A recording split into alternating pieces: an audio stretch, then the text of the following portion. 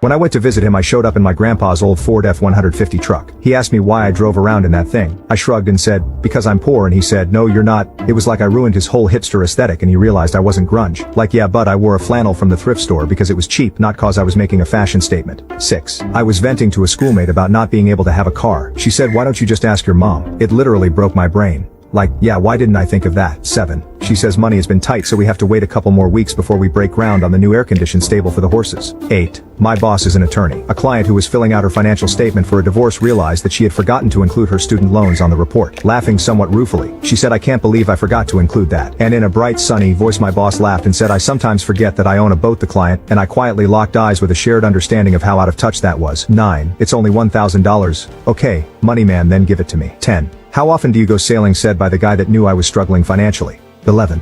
Where do you summer?